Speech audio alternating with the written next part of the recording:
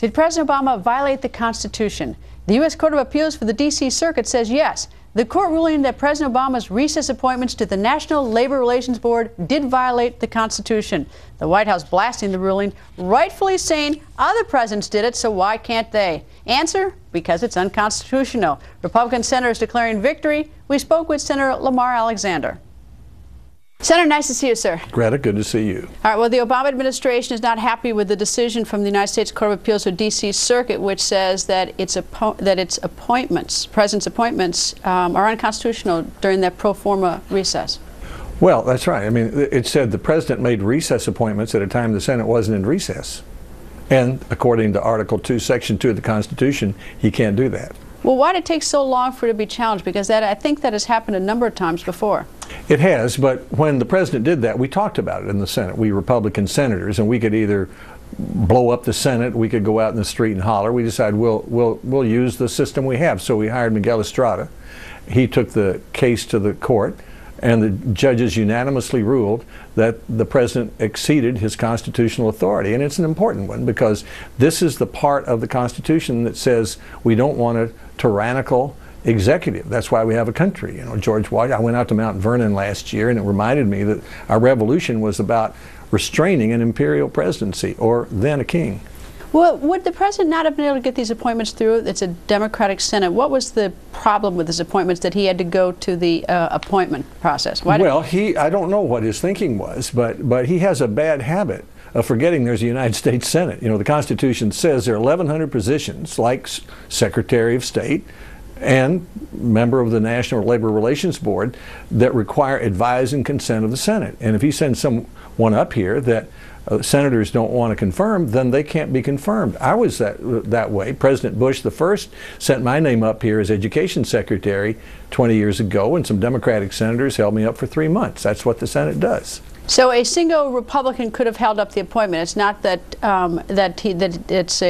that the Senate majority is Democrats. So one single Republican could have held up the... No, not really. If 40 Republicans or 40 senators can block an appointment, it takes 40. Okay, so he would have gotten... I mean, wouldn't you expect that his appointments to the NLRB, in light of the fact that there are so many Democrats in the Senate, that it's the majority, that they would have gotten confirmed anyway? Well, maybe. But if those appointees had said, for example, we think that we can get rid of the secret ballot in union elections by executive order, by administrative order, instead of passing a law, then I would have voted to block them. And so would almost all the Republicans, and they would never have made it.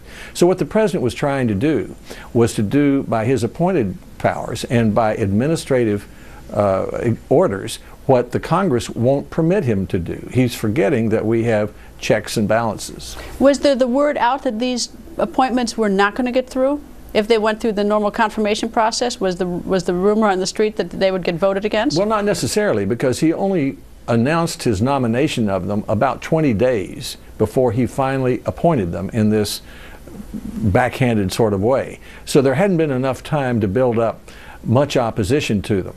No, he just decided, I think, that he was going to show the Senate that if the Congress won't approve what he wants, he's going to do it on his own. And the Constitution doesn't permit that. What do you think Senator Harry Reid thought of that? He's the majority leader.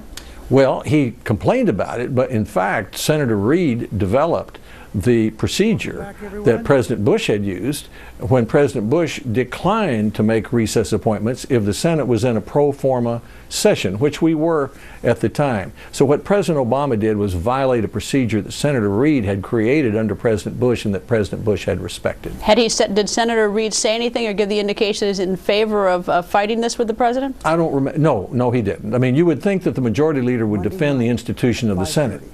I know when President Bush made recess appointments, Senator Kennedy didn't like it, and he sued him in court.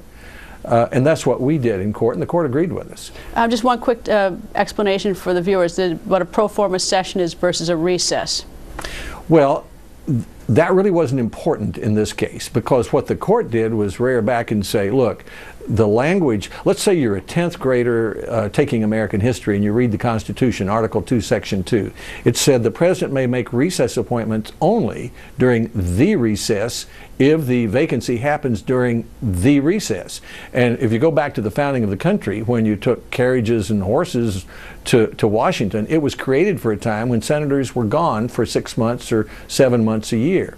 So what the court said is, if the vacancy doesn't occur during the annual recess between 2 sessions of Congress, and if the president doesn't make the appointment during that time, during the recess between 2 sessions of Congress, it's constitutionally invalid. Senator, nice to see you, sir. Good to see you.